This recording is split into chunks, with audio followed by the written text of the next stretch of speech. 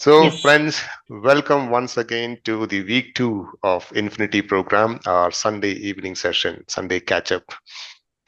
Well, for few of us who might not be new to Infinity, let me just give a brief overview. This session, Infinity, the all effort is to create a pure space where we all can just forget everything around and leave everything and be ourselves. Be ourselves in that meditation space and experience that unlimited self of ours. So, if you see the word infinity, there are a lot of I's in it. And I is all about identification. So, here we are dropping those I's. We are dropping all the identification and the belongingness to a particular country or a spiritual organization or guru or spiritual practice, belief system, so on and so forth. We drop all of that and we become one. Ultimately, all these paths, we are all seekers of truth, and truth is one. And so, interestingly, we coined this, we replaced this I from that word with one, and one signifies the oneness. So, we're bringing everything together, we're bringing every individual consciousness to a group consciousness. We're all one, and the feeling of oneness. The primary purpose is to enjoy this beautiful divine space of oneness. And in oneness, we all are infinite. So that's the essence and the very purpose of Infinity program. Today we have a wonderful guest, and we are all waiting for a very interesting conversation with Mr. Gaurav Paliwal. So let me first introduce our host of the day, Ms. Yashaswini Bajaj from Canada. Yash, that's how we call him. Yash is actually by profession is a physiotherapist practicing in Toronto, Canada. She is also a mind body wellness and hypnosis coach. She is an ardent meditator, and that's the reason she is in this path and has also spoken quite about a lot of topics in our earlier programs. She's a familiar face for many. And today I'm very glad that she could take out time from her busy schedule and sharing the time with us today. Thank you so much, Yash, for taking out the time. Welcome, Yash. Very good morning to you Thank and you. all over to you. How are Thank you, you? Sunil. I'm good. Thank you. Thank you for the introduction. And like you said, I'm really excited to host this and talk a little more about infinity and what we are going to be doing today. Firstly, like you said, it's a great platform for us to connect to our divine, infinite self. And as we connect to our inner self, our oneness, we are connected to the infinite. So, this is a great platform for us to connect and tap into it. And today, I'm so grateful to have this opportunity to have a chat and speak with Mr. Gaurav. And I would love to start by introducing and talking about him first. Let's get started. So, firstly, Mr. Gaurav Paliwal is an engineer by profession. He's an experimenter by nature, and he's spiritual by belief. And he has learned yoga and kriyas over the past 25 years, and he has been practicing pranayam and meditation over the last 4 years. He follows paths like he follows Isha Foundation and pyramid meditation. He has learned inner engineering in India and advanced meditation in Isha Institute in the US. And he has also spent the last 4 years researching on quantum physics to spread knowledge and awareness on meditation. He particularly likes spreading this, especially to the youth. So I'm glad to welcome Mr. Gaurav on the platform. Thank you, Yash, and thanks everyone, Sunil and the whole team who's doing this wonderful, selfless work. So really appreciate that. So let's dive into the next segment. Firstly, Gaurav, we would love to know more about you. Can you tell me more about yourself, a little bit about your personal and professional life, and about where you are? So, personally and professionally, if we are talking, uh, I'm from Rajasthan, India. Basically, I spent my childhood there. Being a very, you can say it's a desert state, so a lot of heat, a lot of fun that way.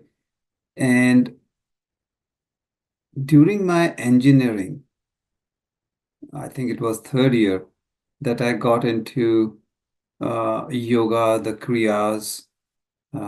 So there is a naturopath center in Jaipur itself, and that's where I was for a month.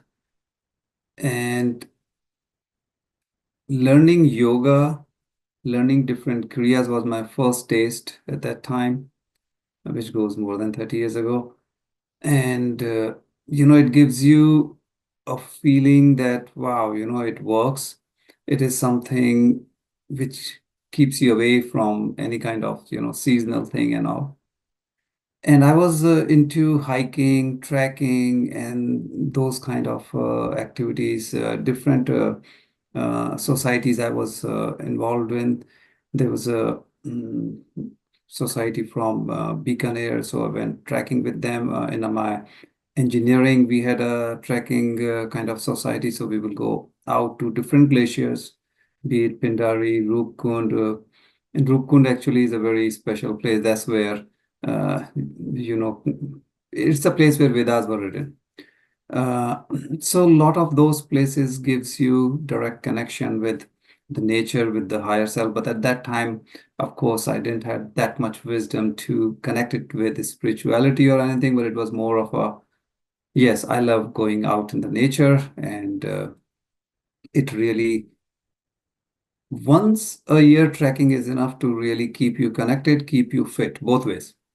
Because when you're going for a week long trek, you stay fit. Doesn't matter what you eat throughout the year, that one track will take away all the extra fats or whatever you have. So it was both ways. Now that I understand better with, mind and body connection. And so with one of my friend, I got into long distance running in the university, 5,000 meters marathon and all those things. And as you join, so I joined Tata's, which is Jamshedpur, and slowly, one by one, you drop these good stuff that you have learned over the years.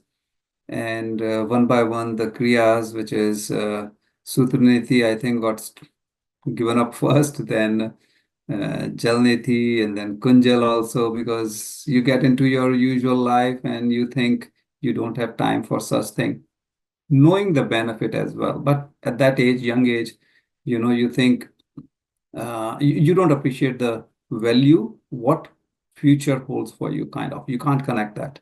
You live in just, okay, I'm young, I'm strong, I don't need it, or I'll take care of it. Those kind of feelings overpower your at the moment decision making thing. So that was a very good from personal professional side in terms of starting learning, because Jamshedpur is a beautiful city, professionally very well connected. So it gives you a lot of kind of connection in different ways. However, when you get into your normal professional life, you go away from such thing, which is natural at that age. And then as my work took me to Middle East, to Europe, and then eventually came to Canada. And over here is a totally different, you know, issues in your life. No more heat, it is the cold. So there are certain changes that you get through, uh, and the yoga part or the kriyas part again kind of reappeared because it really helps you in many different ways, but not fully until I think it was 2018, and that's when I was in India for a marriage, and then I wanted to go to Coimbatore. So we had a day trip with my friend there, and that's where one of the thing which was outstanding for a very long time for me, and that was getting into pranayam specifically, and not so much at that time for meditation. That came later on because years ago, when I learned those things in this naturopath center, I remember the Maharishi Ji, Guruji, he was talking about it that pranayam can cure cancer. And so based on the 30 days, what I had, I learned the yoga and the kriyas, but I couldn't get up to this pranayam thing. But it was in my mind. When you meet people like, your parents or any time you meet uh, anyone of that age, you will learn, hey, how to do meditation and all, or pranayam. And they will say, this is how you do pranayam, but you don't learn that way. So Right. that came in 2018 when I went to Coimbatore, the Isha Center, but it was just a day trip. So you learn something, but you also lose it as quickly as you learn because one day is not enough. Then it was 2019, a year later, that again I went to Kerala, and this time was for inner engineering. And also, I wanted to get back to my kriyas, and also where I was staying, I had through that person, we had a naturopath doctor coming just one-on-one. So in the morning, I was getting the yoga and the kriyas, all the things I wanted through her. And in the evening, we had this inner engineering. And that really brought me back after a gap of long duration back into this. So that really connected me back to what I always, for such a long time having in my mind. What you shared was something we all go through. It's such a wonderful journey that you shared, how you connected with nature in the beginning and your connection, how life happens. And that actually is something we all go through. So, which brings me to my next question. A lot of us want to meditate, but sometimes we lose that connection or we can't stick to it. So, what made you continue or restart this? Was there anything that you would recommend, or how do we stick to this path? So that's a great question. I think that a lot of us, even if the regular meditators may end up into that situation time to time, you may find a week, a month, or there are periods where you find something of higher value, not necessarily a real value, but as a human being, we get deviated, right? So at that time, it seems like I'm very busy, my work is more important, or I'm traveling, so with family, fun is more important. So that's what I meant by the value, which is not the real sense value, but at that time that overpowers your discipline or your rhythm. So for me, and that is actually the reason why I work with youth so much now, is so if I connect that 2019 um, story that I was telling about going back to Kerala, inner engineering and all. Sometimes we think we are doing it. I'm driving this vehicle, I'm on the driving seat. But in 2019, February, I did in engineering, and next 6 months I was monitoring. A lot of benefits, as they say, it will say you can get benefit in your blood pressure, your lung capacity will increase, and all those usual things what people say from meditation or such, and any way you do, because inner engineering is a special. It's not just meditation, it's a combination of certain things. But doesn't matter what you do, you will see. And I did see those benefits. So there develops your faith, your trust in this. And then I recommended to my wife, to my other cousins of, friends and families, ki, hey guys, try this. This is something good. It works. But 6 months after getting into this, or 7 months, I was diagnosed with uh, stage 3 plus cancer. And that was sometime in September the same year.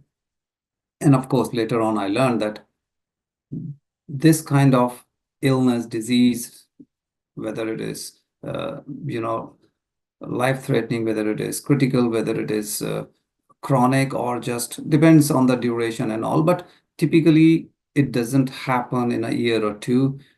It can take, like, as per medicine, as per this, you can say the doctors and all, the allopathic side, they gave like 8 years. Generally it takes 8 years from starting point to come to this level. But spiritually, we know that, or at least now I know, 8 years is just the medical or physical, is still in the physical body they are talking about. You have to go back 15 to 20 years at least when it truly started. So if I do the math, it takes you to your youth, right? So you may see the end result or the problem appearing in the physical body much later in your life, but the real issue started way earlier. Now, you have no idea because generally people don't even know about it. You are not even aware of things like the different layers in our body, how they work. Ayurveda has informed us thousands of years ago that there are 6 reasons for illness. The last one is when it comes to physical body, and that's when we react. But if we can go to the very first, which is your thought, that's the number one starting point. So that's the reason I really love working with youth, because if we can understand how it works, how really this whole mechanism which we call our body works, we can avoid a lot of things in our life. So once I got into meditation through inner engineering, and then I was diagnosed and I was going through this. Then during my treatment, which was for 1 year, but I did my advanced meditation. I went to US Tennessee because they have a center there, and Shunya is the program. You have to stay there for 5 days, those kind of things. And question in front of me at that time was, even if you are in the hands of the best surgeons, doctors, oncologists in the country, they will take you up to a point and they will say, we did our best. And after that, they cannot do anything for you. The point where they will say, okay, we have done whatever the treatment. What next is the question. How do you ensure that you stay healthy and happy? And how do you ensure whatever you are looking forward to, you get to that point? And that's where my journey within this concept, what I call, like, I love to understand before I can accept anything. And probably engineering is my issue because, you say, why, prove it to me, explain it to me. But quantum physics helped me in understanding how meditation truly works, how different mechanisms in the body come together when you do meditation and pranayam and yoga and all those things. So that's why I really love quantum physics, because in today's world, people say, prove it to me. We rely a lot more on the West or Western, whether you say education or thought process, rather than our Eastern, the wisdom that we have, like I mentioned, all this Ayurveda, or thousands and thousands of years of, the knowledge that we have. And not just Indian, but if you go to Chinese or Egyptian, or even, any civilization which is old, you will see a similar kind of teaching or similar kind of understanding. So that's where this belief or functioning or learning of this meditation really ends up. The issue with everything is, in one's lifetime, it is really difficult to understand everything. Even yoga, if you say, it is such a vast ocean.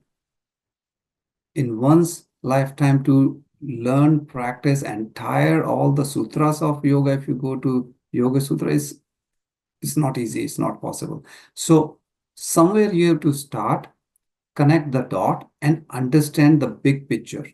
And that's where my focus has been, first to understand myself and then share with others. Once you understand, then youth do listen, they do understand that how it is beneficial.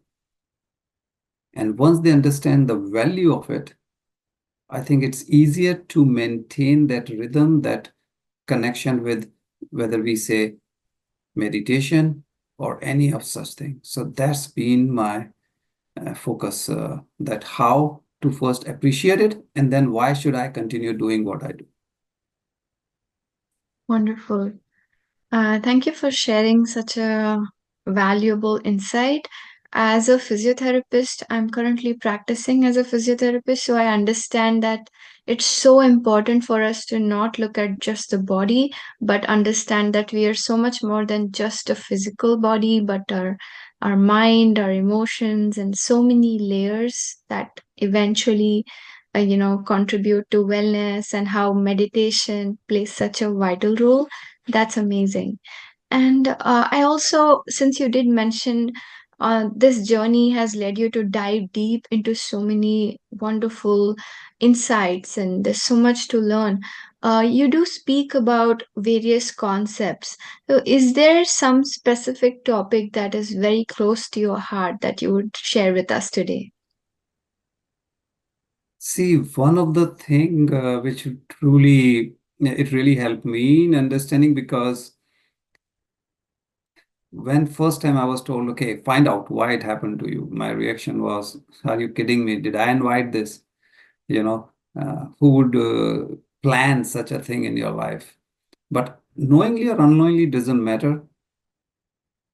Of course, we invite all these things.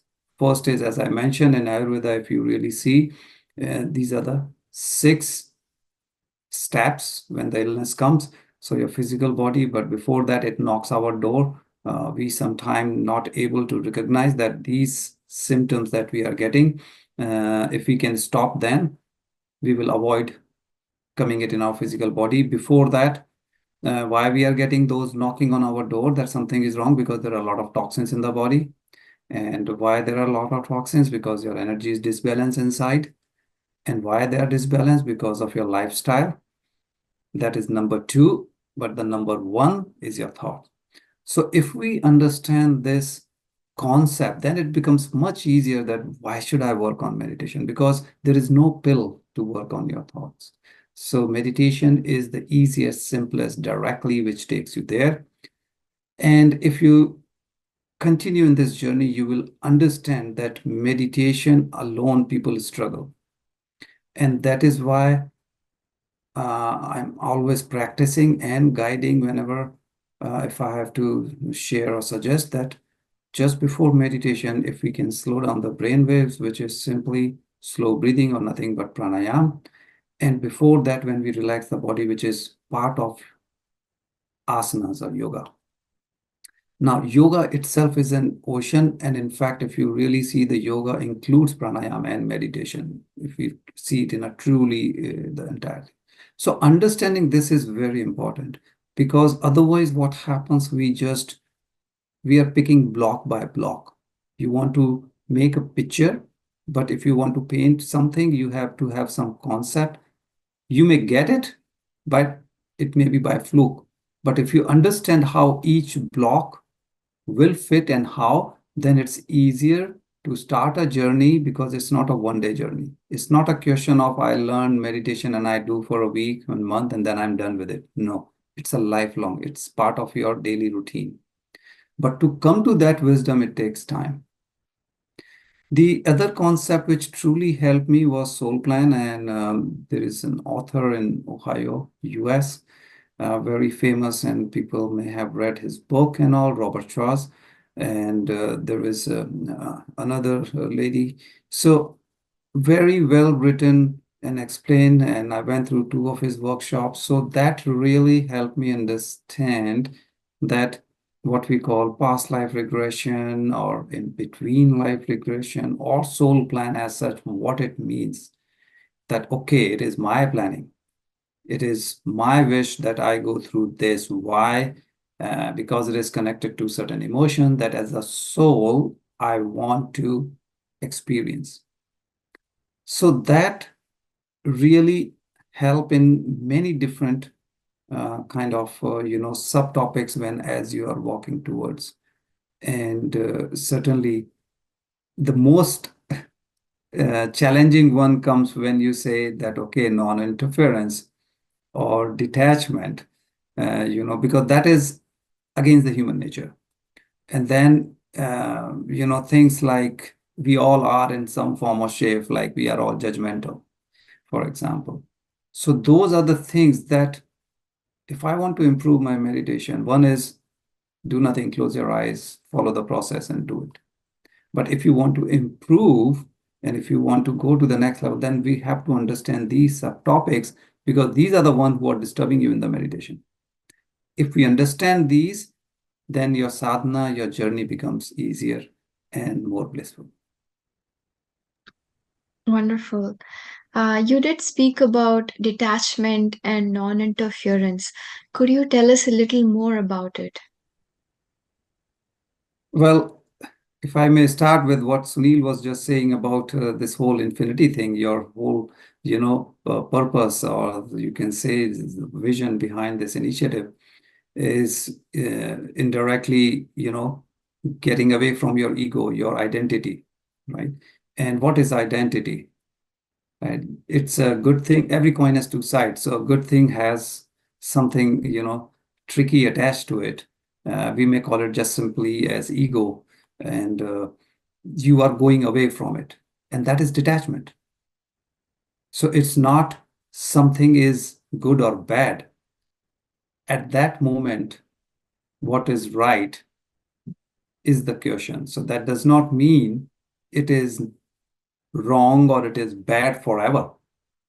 For example, in today's world, I don't think anyone can live without a cell phone or mobile, what we call in India, right?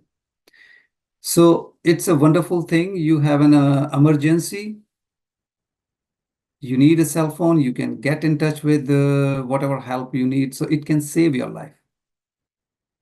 But the same mobile or cell phone, if you're using while driving, can take away your life. So it is not the cell phone. It is what you do in a given situation that will decide whether it saves your life or takes away your life. So that's, you can connect with detachment. So detachment doesn't mean I will not use cell phone. No, I'm driving and at this time I have to be detached from it. I'm home, sitting in my office. Yes, I can use it. It won't kill me. But if I'm driving and using it, it can be fatal for me. So detachment doesn't mean I have to go in Himalayas and, give away all my, what we call materialistic things, family, assets like house or whatever business. No, it's not that give up everything and you want to live like a monk. That's a totally different story. So what we talk, or at least I am, whatever is referring to is all within the family setting. That means within the family setting, how can I live blissfully? How can I live happy and healthy?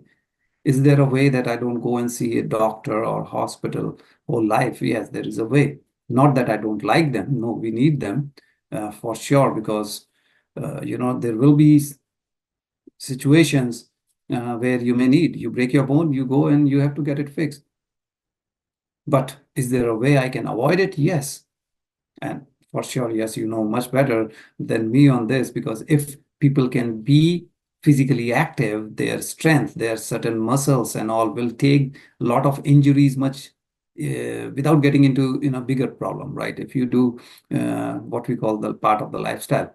Whereas if I'm just sitting, doing nothing, and then even a little bit of uneven space or uneven ground, and I'm walking or running, and I can get injured easily because I'm not prepared for it.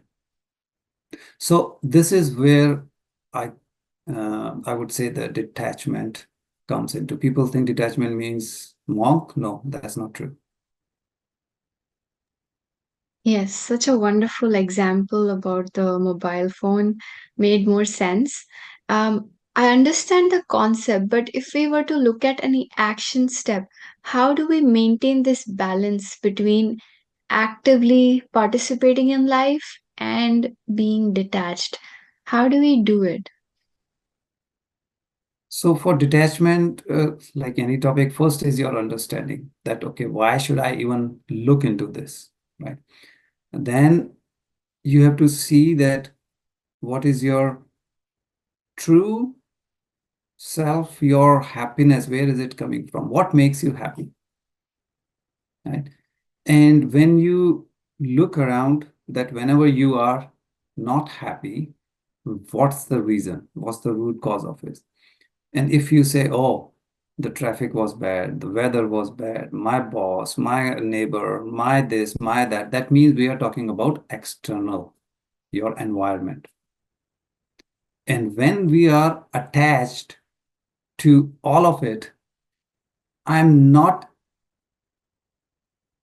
kind of appreciating who I am, because me as an individual, as you can say at the soul level, as an individual, I'm not even in the picture because I'm too much worried about others. My whole day I'm worried, oh, my parents are in different city or different country, they are old and I'm here, I'm not with them to take care of it, and I'm just either in guilt, blaming myself, or worrying from them. Doesn't matter which of the three or the combination of three. I'm just again and again keep thinking about it. Nothing gonna change. I'm just hurting myself, my day, my emotions, and everything. I'm worried too much about my kids. Oh, they don't study, or they're in university, or they are married, whichever stage of life they are in. I'm too much worried. What will they do, or this or that? Because I'm attached so much into their life. I'm trying to solve all their problem. I think that as a parent, my responsibility, or as kids, at old age, I have to take care of them. Doesn't matter which way we look at it. But I'm taking too much on my shoulder unnecessarily. But once you understand how the life goes, then we know. And the topic, the soul plan we talked about, that's where it truly helps. You take a step back, because we don't know what we don't know. And sometime in our plain sight, there are things, there are indications. The universe is trying to message you, talk to you. But because it's not like a person coming and talking in our language, we ignore or not able to capture those messages. And that's where the disconnect starts. And the bigger the disconnect, the bigger issues in our life will keep appearing, because that's how universe talk to you. First, small indication. Say I cut a finger, and I will say, what a big deal. I'll continue going on that path. Universe will say, no, you're on the wrong side. Now, maybe I'll meet with an incident, accident, whatever. Now I break my finger. No more a cutter. Broke a finger. Okay. Still, I didn't realize it's getting a message. I continue. Now I have a bigger accident and now multiple fracture or whatever. Still, I don't understand. I may end up in ICU. And then universe is saying, listen, listen, listen. It's like GPS, keep telling you, you make a wrong turn, take a U-turn, and you can keep ignoring it or listen to the first time. And the decision will come from your understanding. If I don't know even these concepts, don't know what universe, what we are talking about, again, the Western world, the Western education, and we say, oh, this is all rubbish, all those things, then out of ignorance, I'm hurting myself. So attachment or detachment, we have to understand both. Family, yes, you have to be attached. We are not saying become a monk or be indifferent to your kids, but you have to detach, leave them alone, accept them as is. That's a one very big factor. Don't think that as a parent, you have to tell them what they should be in their life. You have to decide the career and everything day-to-day life. No. Everyone as a soul has a unique purpose in this world. Hence, our paths are different. There is a reason, there is interaction. That's why as a family, we chose the parents, siblings, kids, and everything. We have to respect that arrangement, which is pre-birth arrangement. So the soul has decided before coming in this human form. So you are attached to them, but you are detached in the sense you are not responsible for anything and everything with them. And after understanding, one should practice so that you are working on your soul plan and let others work on their soul plan.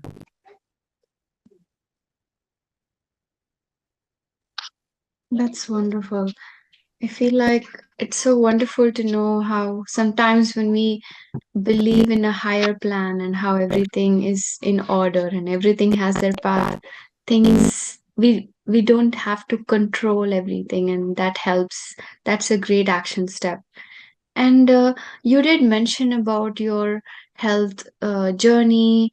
And another question about detachment is sometimes the mind and the body, sometimes they're so attached to the pain or something that we are currently experiencing. So, how do we detach from that? So that's a great point that you have, because what happens in a scenario you just mentioned, Yash, is your focus is limited to the moment, to this hour that my knee is paining, and I cannot think in the whole world anything but my knee because it has taken all my attention. And couple of things here, because it may not be me, it could be something else, but each one of us goes through this on a daily basis. So first thing is, which quantum physics really helped me in understanding, and this is when I did a workshop with Joe Dispenza, Dr. Joe Dispenza, and that was he uses our, Indian or Chinese or Egyptian text and mention it and describe it. But yeah, he's a very good orator. He explains it very well. So quantum physics, that's why I keep referring back. And not just him, Bruce Lipton, there are many masters, who describe epigenetics, how it works, what it is. So understanding of that becomes really critical. Wherever your focus is, that's where you're putting all your energy. So choice is yours. I can keep thinking about my knee. And if I'm thinking about the pain, I am adding, you know, fuel to the fire. That means not only I have the pain, I've accepted it, and in fact, I'm increasing it, I'm manifesting it. So once you understand and keep playing, keep experimenting with yourself. And what I mean by that is you can hear anybody's testimony, you can hear anybody's life story. It's a story for you. For me, if I'm listening or reading about anyone, it's a story, simple. Only when I do something with me and I see a result, now it is my story. So each one of us has to come to a point where we have our own story. Then the journey starts. You can keep listening to thousands of people and yeah, meditation helps, fine. It's good as a motivation point to start. That's it, nothing more. Until you have your first success, until you have that taste of victory. And don't think about a huge, a big event that, okay, I will have out of body experience or this and that. No. Go for the smallest victory, accept it, acknowledge it, and move forward. Now you know where my focus should be, towards the or towards the gain. Means if you want to even go somewhere and your knee is a problem, like hiking, you want to go, and with this knee condition, I cannot. Now your focus would be towards your visualizing that I'm going for trekking, or I'm with my friends and family, or whatever, not the pain. So that's why initially, as I was talking about different concept, we must understand, because otherwise it becomes, oh, I was told not to think and that's why I'm not thinking, but I don't know why I should not think. So when we learn that how manifestation work, how simple affirmation can bring anything in your life, we all have that superhuman power. You can get anything in your life, you can become anyone in your life. Just simple affirmation is what? I'm thinking about something. Yes, you should know how to affirm. And I learned the hard way. And that's why there are do and don'ts, even simple thing or like affirmation. Very simple example, I'll say that if you keep thinking that I am not sick, you are totally done, because now you are focused on sickness. So these are the small, small things. You say, I'm healthy. Now your focus is different, your energy is different. So if we can play around with the energy, we can get anything in life. It's just a matter of time. Wonderful. That was so inspiring. I have another question. The next question is, you did mention how you like to experience things, you like to know if it works. Otherwise, it's just a story. Can you share some example where you were able to apply this concept of detachment or manifestation, something that worked for you, some example or anecdote? Okay, so I'll try to pick something that anybody can or everybody can relate to it, because there are tons of it. And there is one concept I must mention, which is placebo. And I used to my benefit tremendously. But people may have heard placebo. Placebo is nothing but whatever you feel. If I feel this pen is my lucky pen, it becomes my placebo. Same thing is also applicable, what we call nocebo. That means it could be a negative thing. And the reason I'm mentioning it is nocebo is more dangerous than placebo, because we have a lot of nocebos, we may not be aware of it. So first, as I was mentioning about when in 2019 February, I learned in an engineering, and 3 months I was just checking my blood pressure and I could see it drop by 25, 30 points. So that was my first taste of success. And I'm like, it works, right? Because, and at that time, actually, my wife was confused that why you're going every week and checking, is something wrong? And I'm like, no, no, I just want to prove it. As I said, as an engineer, you want to say, hey, prove it to me. Okay, I learned it, but how do I believe that it works? And when I could see that without doing nothing else, though it was not a problem for me, it was not very high. But if something can drop from 135 to 115, which is from, say, higher spectrum to lower side of the spectrum, you say, it works. It was difficult to measure lung capacity, but BP was very easy. You just go test and you know the result in 5 seconds. So that was the first thing. And I said, wow, it works. Then I started, when I learned about affirmation or the placebo thing, then during the entire treatment, I didn't have any side effect, neither of radiation nor of chemo nor anything. And that's where I use affirmation and placebo both together. They, like, when you go for chemo, they will give you anti-nausea, anti-this, that, and that. And I said, don't waste what they gave me at the very beginning. I had to throw them away at the very end because I never took it. So all those kind of things. And since then, I've not taken even a single allopathic medicine in the last 4 years. So of course, in the hospital, if they give you something which you have no control on, but during those time weeks or this, but other than any treatment, I was driving myself for radiation or whatever. So those are the things. And about the affirmation, as I was talking about, as I said, I learned the hard way. But it was good at the end that I learned that way, because it made me learn a lot more. So whatever happens, there is a reason, as I said, soul plan, which was good. But yeah, my affirmation was that I cannot see the tumor, which now I know that sentence was where the issue was, right?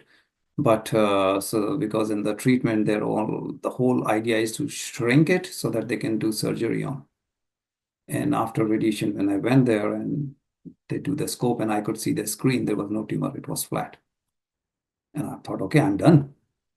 Because that was my affirmation, I cannot see. And then I was told that no, the roots, it could be in the tissue. You cannot see, the whole thing is gone. Because even the surgeon was surprised that, oh, wow, this is 1,000 times better. He was expecting reduction so that he can take the rest easy. So I got what I wanted, but the choice of words were not correct. So that's what I meant by affirmation. Is very simple thing, very easy. You can truly get whatever you want, but still for everything there is do and don'ts. And but yeah, good thing is that made me learn a lot many more topics. Otherwise, I would have stopped there and say, hey, I learned affirmation or whatever, and my journey may have stopped. But it really helped me that way. Wow, it's unheard of to have no side effects during those strong chemotherapy or radiation therapy treatments. So you are truly living by example and it's very inspiring. So thank you for showing us how things are possible which we can't even imagine. That's amazing. And that brings me to my next question. We talked about health. In terms of this concept of detachment, or in terms of the mind over matter, how can one enhance their career or do well in their in their professionally, enhance their life? See, and that's the beauty of it, because I'm glad you asked this, because people, like anything, you try to find a value. Why should, what's in it for me? Anything you do, whether it's jogging, writing, singing, dancing, music, there has to be a reason, a value. So people think, oh, meditation, okay, I will learn when I'm retired, or this is a old age thing and all that. Whereas the true fact is, and as I mentioned, I love working with youth, because you can get anything in life. You can become anyone you want. So why wait when you're retired, when you're towards, oh my God, I wasted 40 years. Why not do when you're young? So when you do these things, first you stay healthy and happy. What healthy means? You can do whatever you want. You can enjoy anything, whether it's eating or traveling, or doesn't matter, physical, mental, whatever you want to do. Because if you are fit, if you are healthy, you have entire year with you, 365 days. You're not on bed or this and that. Same thing when you are choosing, first of all, what career profession you want. You wanted something, but you ended up somewhere else because, hey, for example, I want this, but I don't have enough score for it, for example. Well, if you follow this, you can achieve it. So you missed opportunity there. It was possible, but you missed it. Now you are in a career or choice, by choice, or whichever way, doesn't matter. You don't know these concepts, say even detachment or non-interference. And what happens? We keep pointing fingers at others. My boss is such, my colleagues are negative, the environment is toxic, and this, that, and the other. And then we spoil our life. Spoil in the sense we are every day inducing the negative energy in our life. Whereas if we understand this, doesn't matter how toxic the environment may be, you detach, stay away from it. You detach from negative energy, you attach with the positive energy. There will be one or two people in the office who are positive. Attach to them. Detach from those negative whiners who do nothing but just whine, whine, whine, who will be just complaining, complaining the whole life. So simple things like, okay, office you may change, but there are always people in your family, right? And you cannot run away from them. And you will always have a combination. Certain people will always be, gossiping all the time, and certain people will be value add. Talking to them, you will learn something new. Why? Because they're always talking something useful, something meaningful. So detachment again is not like I'm totally away or I don't like this person. No. Accept as is, align with yourself. And you can only align with yourself when you know yourself.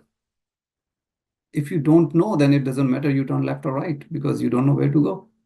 But once you understand who you are, again, referring to soul plan, that my soul plan is this, based on my life, based on once you start decoding it, which becomes very easy, that, okay, my soul plan in this life is this, because typically it will be just one emotion, maybe two, in rare cases, three emotions. Soul doesn't work on 20 emotions at the same time.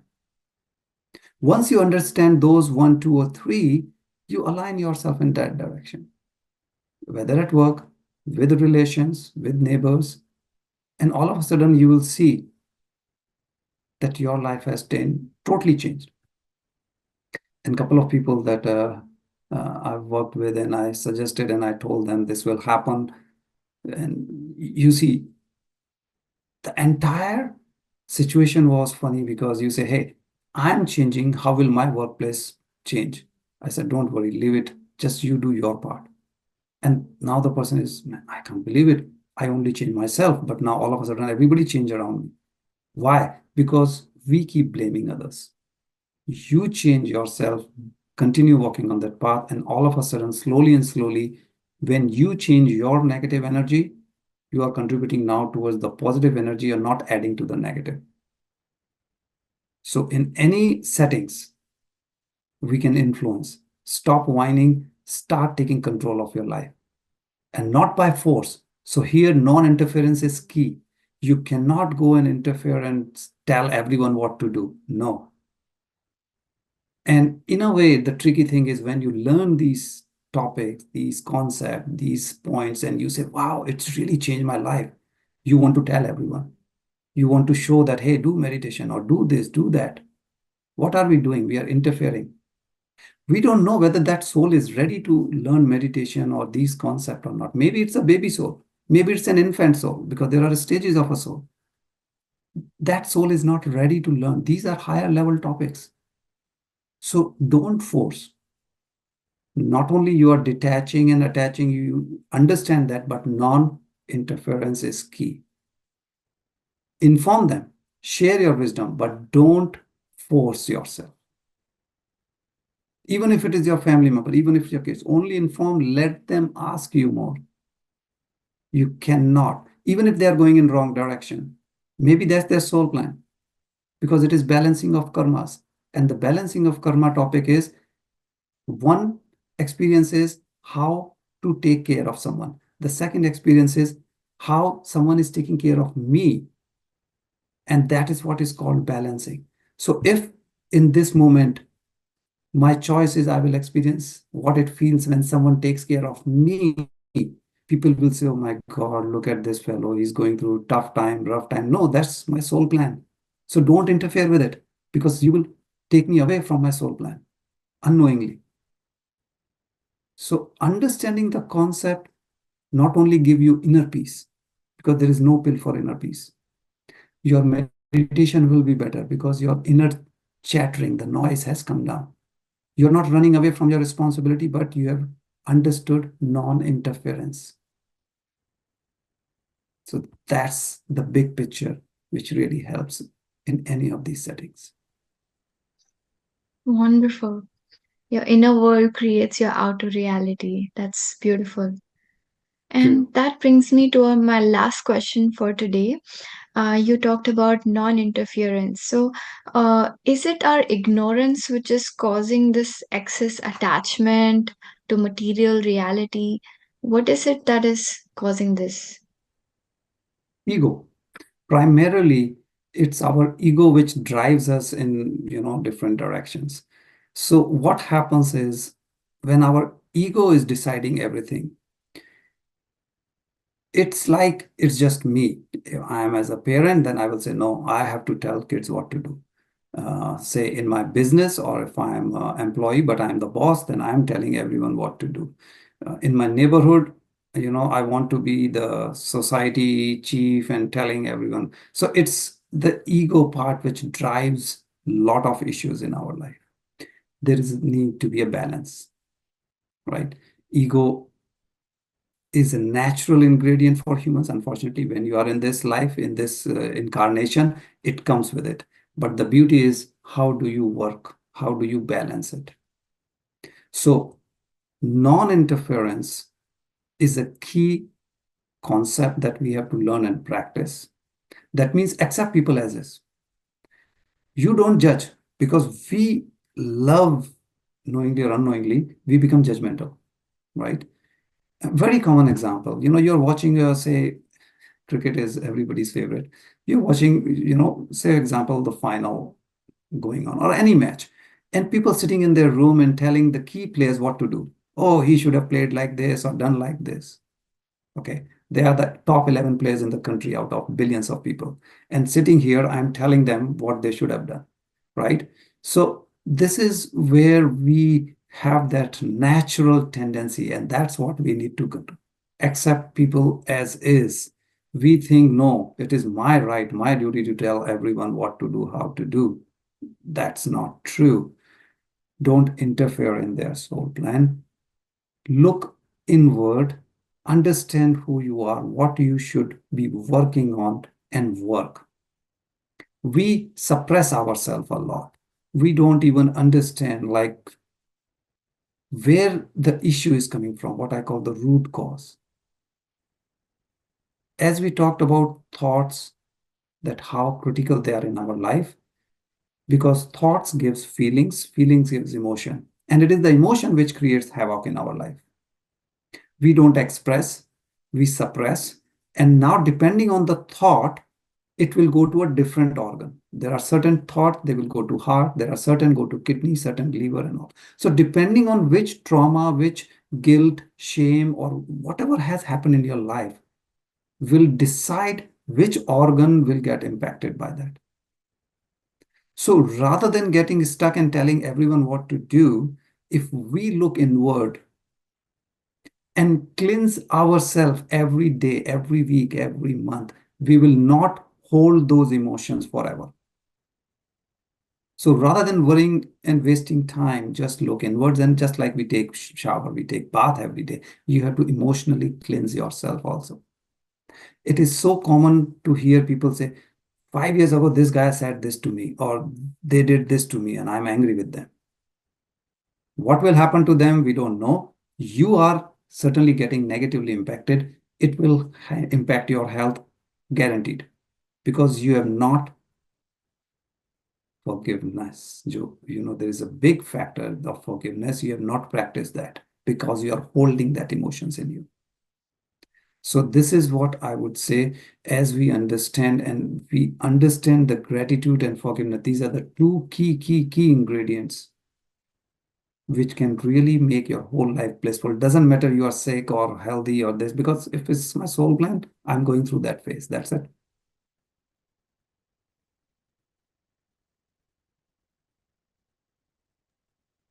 Wonderful. It was so insightful. Every answer that you shared really made me think deeper. I'm sure everyone on call has felt the same. Um, I think now we can also take some questions. If anybody has questions, you can feel free to type or ask.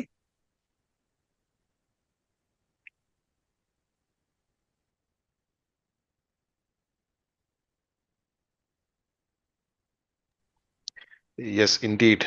I mean, it was so captivating, and I was engrossed and I was hooked. So, friends, please feel free to. Yes, I think Manoj Jawar has raised his hand. Let me unmute, request. Okay, all right. Manoj, please go ahead Okay, with your hi. question. Yeah, thank you. Thanks, Sunil. Thank you, Gaurav sir, for the wonderful explanation.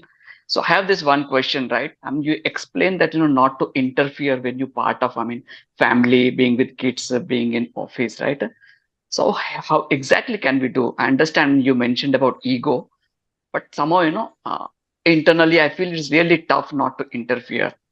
So I want to how should get a balance between responsibility and interference. I just want to understand that particular part.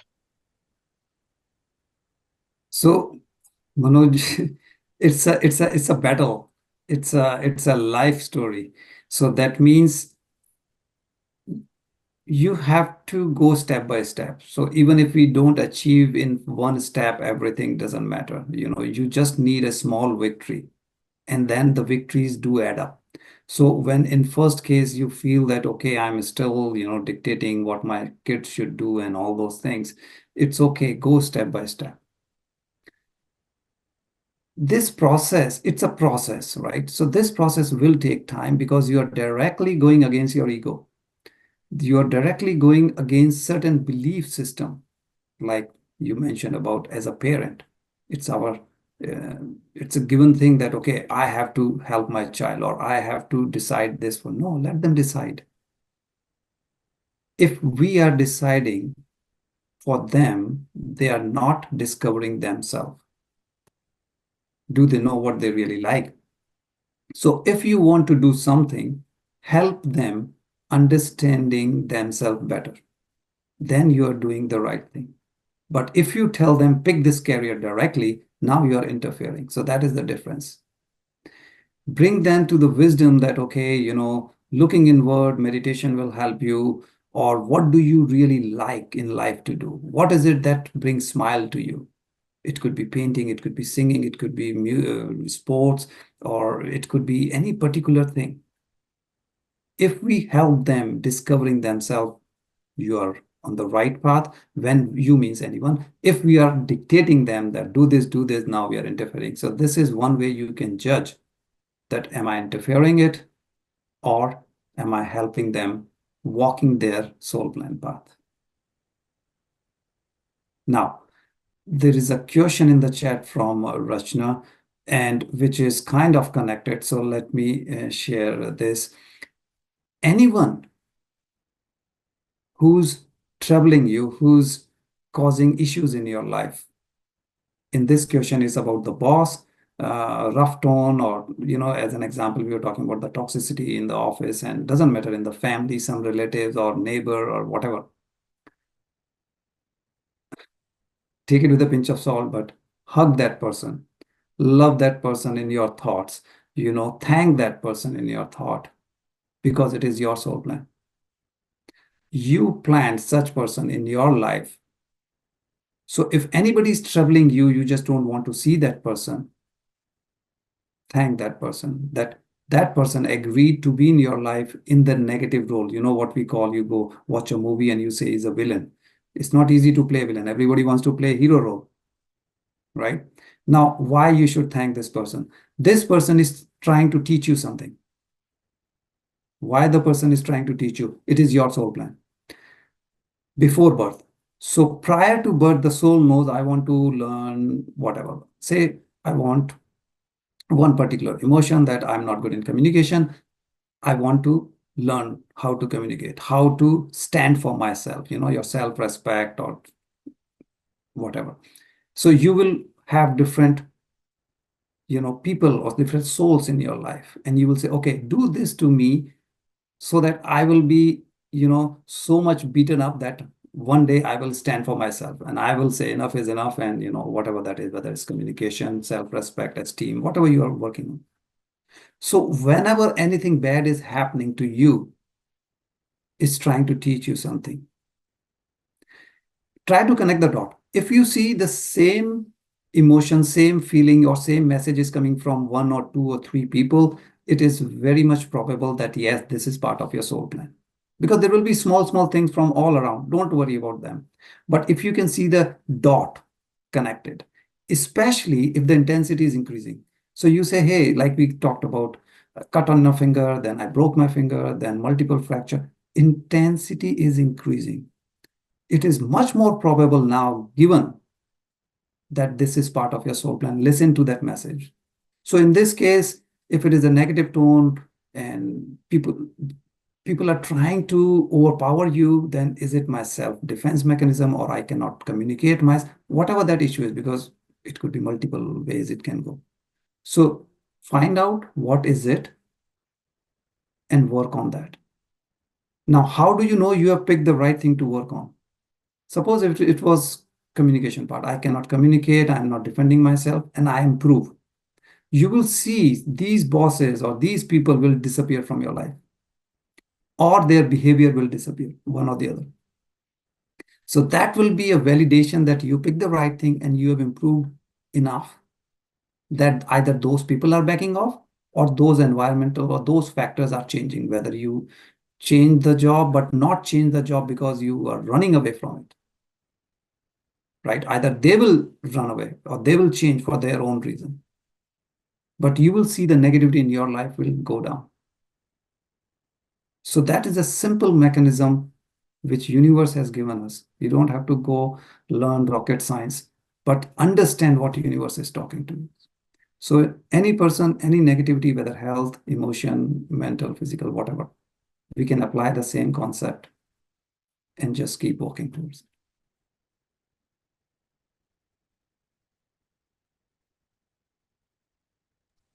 Thank you. Wonderful.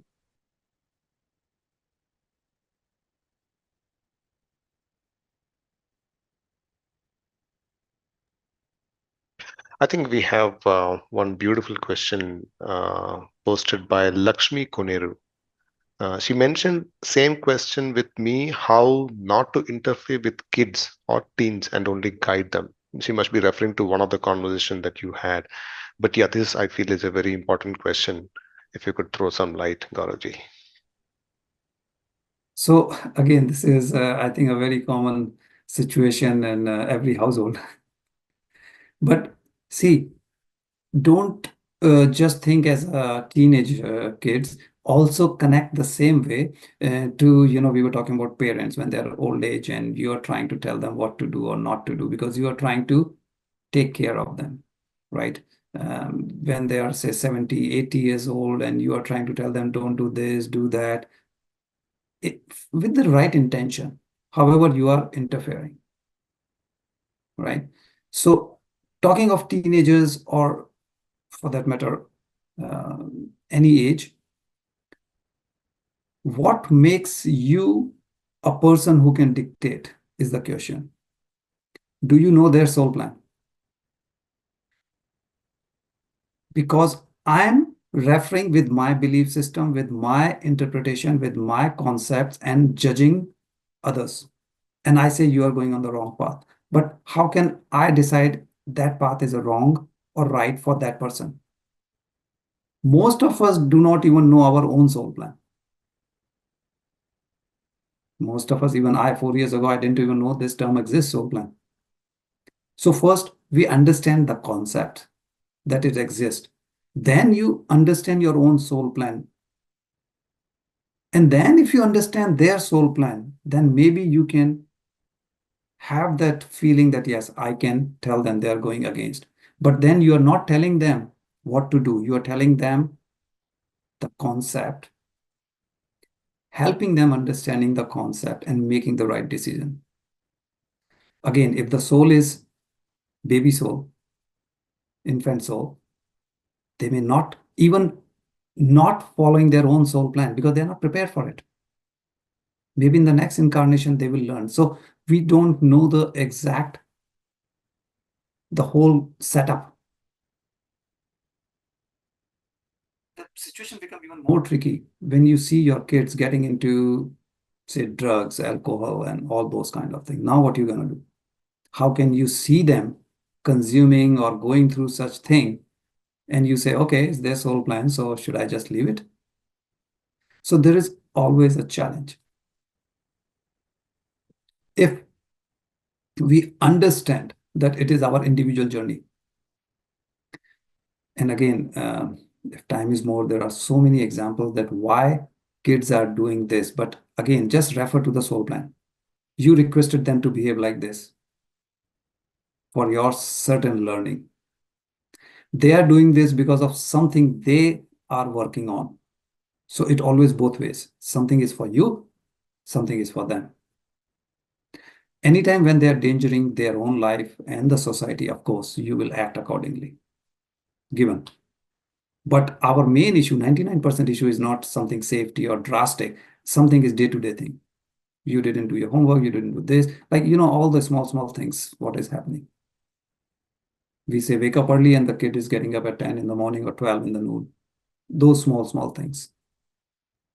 So it is a tricky thing as parenting, or as I said, even in the old or in the workplace, also the same. You will say, hey, why are you doing this and all? Everybody's working, you are enjoying. So does not matter what, this situation will come around you. The moment you start working on non-interferent, non-judgmental, things will disappear very fast. Trust me. But start slowly, small by small. Don't take the biggest battle in your life directly. Experience this non-judgmental thing first. It will sound very difficult initially, but then it becomes easy as you do the first success. The inner peace, what we talk, the blissfulness, you will have a true feeling once you say, okay, buddy, your choice. Okay, I'll let you do whatever. You want to be a musician or you want to do this, or there is no money in this career. Why are you doing it? We think about a lot of different logical ways. The soul is totally different. But try small and then go step by step.